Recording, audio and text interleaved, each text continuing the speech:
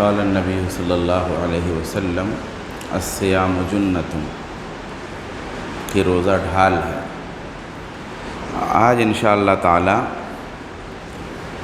روزہ کے جسمانی فوائد پر تھوڑی سی گفتگو ہوگی،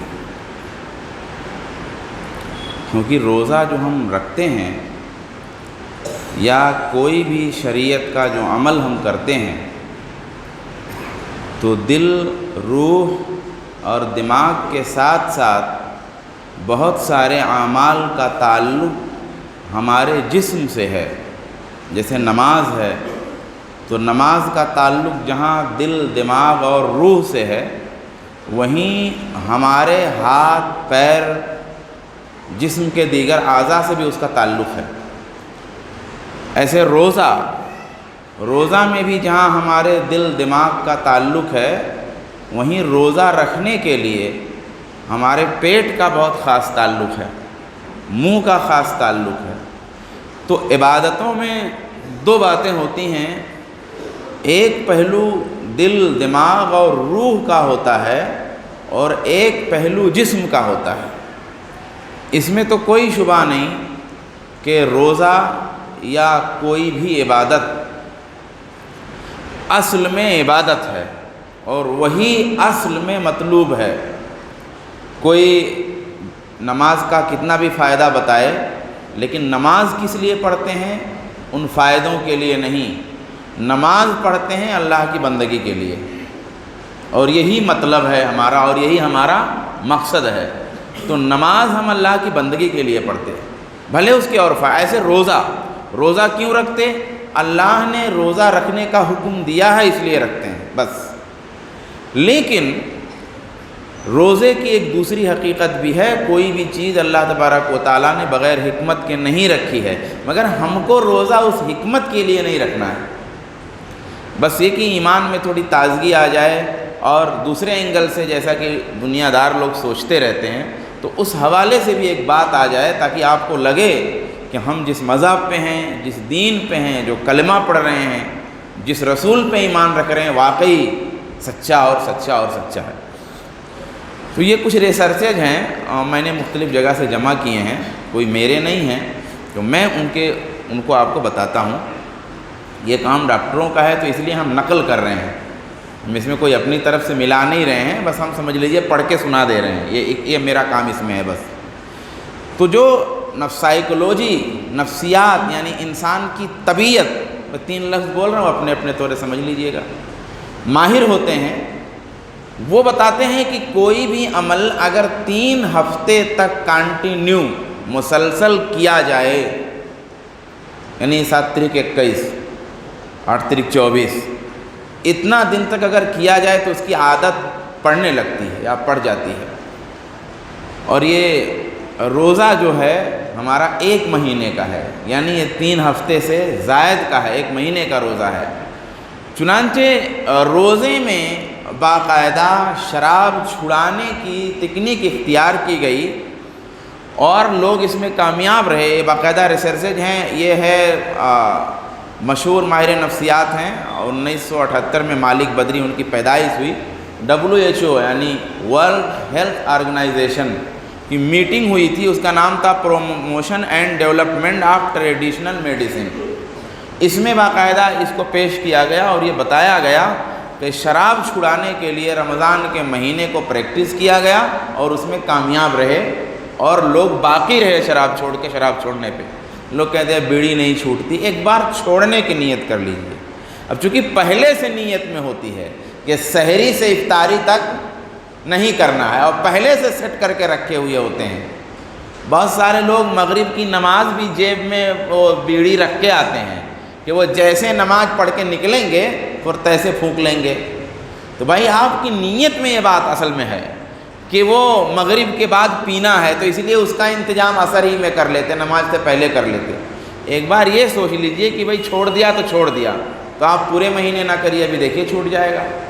ایک چیز شاہ ولی اللہ محدث دہلوی فرماتے ہیں، انہوں نے لکھا ہے کہ انسان کے اندر 2 صفات ہیں، ایک صفت ہے حیوانی اور ایک صفت ہے ملکوتی، یعنی فرشتوں والی۔ یعنی ایک صفت انسان کے اندر جانوروں والی ہے، اور وہ کیا ہے؟ جیسے کھانا پینا وغیرہ وغیرہ، اور ایک صفت فرشتوں والی ہے، جیسے بے غرض ہونا، عبادت کرنا، اخلاص کرنا، یہ فرشتوں والی صفت ہے۔ تو کہتے ہیں کہ انسان جب مسلسل حیوانی فطرت کو پورا کرنے میں لگ جاتا ہے، یعنی کھانے میں، پینے میں، جماع میں، دنیا میں، کمانے میں، کاروبار میں وغیرہ وغیرہ وغیرہ، ان میں جب وہ مسلسل لگ جاتا ہے تو فرشتوں والی صفت دبنے لگتی ہے۔ اس لیے انسان کو کیا کرنا چاہیے کہ روزہ میں خوب پابندی کرنی چاہیے، تاکہ فرشتوں والی صفات ڈیولپ ہو جائیں اور جانوروں والی صفات دب جائیں۔ روزے کی ایک آفت کیا ہوتی ہے، یعنی روزہ بچایا کیسے جائے؟ روزہ تو بہت فائدہ مند ہے، لیکن روزے میں کیا ہوتا ہے، زبان کی طاقت جو ہے کھل جاتی ہے، محسوس کرنے کی طاقت کھل جاتی ہے، پیٹ میں بھوک بڑی کھل جاتی ہے۔ یعنی کیا ہوتا ہے، جتنی پیاری بھوک رمضان میں نصیب ہو جاتی ہے، اتنی پیاری بھوک تو لوگوں کو ملتی نہیں۔ ہمیشہ پیٹ رینٹتے رہتے ہیں، کھانے دل نہیں ہو رہا، کھانے دل نہیں ہو رہا، اچھا لاؤ کھا لیتا ہوں۔ ارے بھائی، کھانا اس طرح اچھا لاؤ کھا لیتا ہوں پہ نہیں کھایا جاتا، بہترین قسم کی بھوک لگے تو کھاؤ۔ تو روزے میں کیا ہوتا ہے، چونکہ روزے سے رہتے نا، تو جسم بہت اچھا کام کرتا، تو پیاس کی لذت بڑھ جاتی، کھانے کی لذت بڑھ جاتی۔ تو یہ تو اللہ کی طرف سے ہے، یہ اس سسٹم سے جسم اس کو ڈیولپ کرتا ہے۔ ہم کو کیا کرنا ہے، یہاں بچنا ہے۔ یعنی وہ جو ڈیولپ ہوا ہے کھانے کی اور پینے کی خواہش جو نکھری ہے، اس نکھار کو بچانا ہے بہت زیادہ کھانے سے۔ تو بہت زیادہ کھا لیں گے اور کھانے میں لگ جائیں گے تو پھر وہ فائدہ نکل جائے گا، اس لیے سنبھال کے کھانا ہے۔ 80% بیماریوں کا تعلق کھانے پینے سے ہے۔ اللہ کے رسول صلی اللہ علیہ وسلم کی حدیث اب دیکھیے، 80% بیماریوں کا تعلق کھانے پینے سے۔ اب ادھر حدیث رسول دیکھیے، حضرت مقدام بن معدی کرب کی روایت ہے، کہتے ہیں کہ میں نے رسول اللہ کو فرماتے ہوئے سنا کہ ما ملأ ابن آدم وعاء شرا من بطن، پیٹ سے برا برتن ابن آدم نے کچھ نہیں بھرا۔ یعنی چل بھائی، بہت پتیلا بھر کے سونا بھرنا ہے بھر لے، ایک بوری روپیہ بھرنا ہے بھر لے، کوئی بات نہیں ہے، لیکن یہ پیٹ ایک دم ٹھونس کے مت بھرو۔ کہا جب یہ پیٹ بھرتے ہو ٹھونس کے ایک دم، تو کہا یہ پھر بہت برا برتن ہو گیا بھرنے والا۔ کہا پھر کیا ہونا چاہیے؟ کہا بحسب ابن آدم لقیمات یقیمنا صلبہ، ابن آدم کے لیے کچھ لقمے کافی ہیں جو اس کی پیٹھ کو سیدھا رکھیں۔ اب یہاں یہ بھی مطلب نہیں کہ کھانا بھی نہیں، پیٹھ سیدھا رکھنا سمجھتے ہیں؟ پیٹھ سیدھا رکھنے میں ہر دم لٹکا نہ رہے، ایسے ایسے کمر درد ہو رہا ہے تو ایسے لیٹ گیا، ادھر ڈھیلا ہو گیا تو ادھر آڑا ترچھا ہوتے رہا، وہ نہیں۔ یعنی ایک دم اسٹینڈ ہو سکے، وہ اسٹینڈ رہے، ایسا اس کو کھانا چاہیے اور اتنا کھانا چاہیے۔ فَإِنْ كَانَ لَا مَحَالَةَ، لیکن اگر بہت اس کو سخت ہے کہ بھئی اور کھانا چاہیے، تو کہا فَثُلُثٌ لِطَعَامِهِ، تو بھئی 1/3 کھا لے، وہ ثلثٌ لِشَرَابِهِ، اور 1/3 پی لے، وہ ثلثٌ لِنَفْسِهِ، اور 1/3 سانس کے لیے چھوڑے، یہ پھر یہ کرے۔ اب جو ہے یہ جو حدیث رسول ہے، اس حدیث رسول کی روشنی میں کئی تحقیقات ہو چکی ہیں، اس کا میں سنانا نہیں چاہتا۔ کئی ریسرچ ڈاکٹروں کے ہیں باقاعدہ، جس میں یہ بات ثابت ہوئی ہے کہ واقعی کھانے پینے میں اگر آپ زیادتی کرتے ہیں تو بیماریاں ہوں گی، اور سسٹم سے کھاتے ہیں تو صحت مند رہیں گے۔ سورہ بقرہ میں اللہ نے فرمایا کہ وَأَن تَصُومُوا خَيْرٌ لَكُمْ إِن كُنتُمْ تَعْلَمُونَ، اگر نالج ہے، اگر علم والے ہو تو روزہ رکھنا بہت بہتر ہے۔ علم والے اگر ہو نا، یعنی اگر روزہ نہیں رکھتے تو جاہل ہو، روزہ رکھتے ہو تو سمجھو نالج ہے، کوئی معلومات تم رکھتے ہو، تمہارے پاس ریسرچ ہے کیسے بھی۔ اب ایک عیسائی محقق ہے ایلن کارٹ، اس کی کتاب ہے fasting as way of life, یعنی روزہ رکھنا زندگی کے طریقہ کے طور پر۔ اس کا ترجمہ ایسا ہوتا ہے، ویسے انگریزی کچھ جانتا نہیں بہت زیادہ، وہ ہلکا پھلکا، تو یہ مطلب ہوتا ہے۔ اس کتاب میں وہ لکھتا ہے کہ روزے سے انسان کے ہضم کا جو ہے نظام، سسٹم اور دماغی نظام دونوں کو مکمل طور پہ آرام مل جاتا ہے، اور غذا کے جو ہضم کا سسٹم ہے وہ نارمل ہو جاتا ہے۔ ہمارے اسی ہندوستان کے ایک ڈاکٹر ہیں، ڈاکٹر شانتی رنگوائی، وہ کہتے ہیں کہ روزہ جب آدمی رکھتا ہے تو جسم میں نئی خوراک نہیں جاتی، یعنی آپ نے سحری میں کھا لیا تو اب شام تک آپ نے کچھ نہیں کھایا، تو اب جب نئی خوراک نہیں جاتی تو خوراک کے جو سائیڈ ایفیکٹ ہوتے ہیں، اس سے جو کچھ زہریلے مادے ہوتے ہیں پیدا، وہ پیدا نہیں ہوتے، اور جسم کام پورا کر رہا ہے. یعنی آپ تو کام پورا کرتے ہیں نا، تھوڑا موڑا نرم گرم کچھ کر لیتے ہیں، لیکن اب ایسا تو ہوتا نہیں کہ آدمی صبح سے شام تک سویا رہے. بھئی آدمی کام کرتا ہے، اٹھتا ہے، چلتا ہے، ملنا جلنا وغیرہ یہ تو چل رہا ہے. اب جب یہ آدمی چل رہا ہے تو جسم کو کام کرنے کے لیے ایندھن چاہیے کہ نہیں چاہیے؟ بھئی پیٹرول چاہیے، مگر پیٹرول تو صبح لیے، کھانا صبح لیے، اس کے بعد بند ہے. اب تو اب جسم کیا کرتا ہے، بدن میں جو کچڑا ہے، کچڑے والا پیٹرول جو ہے، جو زہریلا مادہ کھانے سے نکل کر ہمارے پیٹ میں، ہمارے خون میں، ہمارے جسم میں جمع ہے، جسم اس کچرے کو استعمال کرنا شروع کر دیتا ہے. پیٹ میں کچھ ہے نہیں، تو اب پیٹ میں کچھ ہے نہیں تو آپ کیسے چل پائیں گے؟ تو جسم چلانے کے لیے آپ کو وہ کچڑے کو جلانے لگتا ہے، اس کو برن کرنے لگتا ہے، اور پھر کیا ہوتا ہے، اس طرح سے جسم سے زہریلا مادہ ختم ہو جاتا ہے اور خون بھی صاف ہو جاتا ہے. یہ اور کئی تحقیقات ہیں. ڈاکٹر عزیزی ہیں تہران کے، اور ڈاکٹر سلیمان ہیں ایک عمان کے جو ہے، ان کی تحقیق ہے کہ 29 دنوں تک، دیکھیے روزے پہ کتنا فٹ ہو رہی ہے ساری تحقیقات. کسی نے روزہ کو سامنے رکھ کے ضروری نہیں کہ تحقیق کیا ہو، بھائی جنرل ریسرچ ہوتی رہتی ہے. 29 دنوں تک روزانہ 17 گھنٹے اگر کھانے پینے سے کوئی پرہیز کرے تو ہارمونز پہ جسم کے ہیں اس پہ کوئی اثر نہیں پڑنے والا. یعنی آپ کی صحت نہیں خراب ہوگی اس سے، اگر آپ صحت مند ہیں. نئی انرجی اور نئی قوت دفاع آتی ہے. کیتھولک فرقہ کے ایک مصنف ہیں ڈاکٹر زوفرائے، ان کی کتاب میں فاسٹنگ یعنی روزہ پیرس میں شائع ہوئی ہے. وہ لکھتے ہیں کہ روزہ انسان کو نیا کرتا ہے. جیسے حج کیا کرتا ہے بھائی، حج کیا کرتا، حج نیا کرتا ہے ہم کو، جیسے کہ تم اپنی ماں کے پیٹ سے پیدا ہوئے تھے. وضو کیا کرتا ہے، وضو ہم کو نیا کرتا ہے. نماز میں بھی نیا کرنے والا کچھ ہے. روزہ بھی ہم کو نیا کرتا ہے. زکوٰۃ بھی ہم کو نیا کرتا ہے. زکوٰۃ ہمارے مال کو پاک کر دیتا ہے. ہاں، حج ہماری روح کو پاک کر رہا ہے. ہاں، وضو ہمارے گناہ جھاڑ رہا ہے، نئے ہو رہے ہیں. روزہ بھی ہم کو نیا کرتا ہے، جسم کے اعتبار سے بھی نیا کرتا ہے اور روح کے اعتبار سے بھی نیا کرتا ہے. کہتے ہیں یہ صرف انسانوں میں نہیں ہے، یہ تو جانوروں میں بھی ہے اور یہ بہت سارے پودوں اور درختوں میں بھی ہے. وہ کہتے ہیں ایک ایریا کوئی ہے بہت برف باری والا، انہوں کہتے ہیں کہ جب شدید قسم کی برف باری وہاں ہوتی ہے تو یہ سلسلہ کئی مہینوں تک چلتا ہے برف گرنے کا، تو کھانے پینے کی چیزیں رہ نہیں جاتی ہیں. اب ہوتا کیا ہے کہ کتنے جانور، سانپ، پرندے پہاڑ میں، غار میں گھس جاتے ہیں اور اس کو کہتے ہیں ہائبرنیشن میں چلے جاتے ہیں. ہائبرنیشن مطلب یعنی کہ ایک طرح سے سو جاتے ہیں. اب وہ کئی مہینے تک اسی میں پڑے ہوئے ہیں. جب سردی کا زمانہ اور برف گرنے کا زمانہ ختم ہوتا ہے تو وہ وہاں سے نکلتے ہیں. جب نکلتے ہیں تو ان کے جو پر نہیں ہوتے ہیں وہ جھڑ چکے ہوتے ہیں، بال گر چکے ہوتے ہیں، درخت کا ہر پتا ختم ہو چکا ہوتا ہے.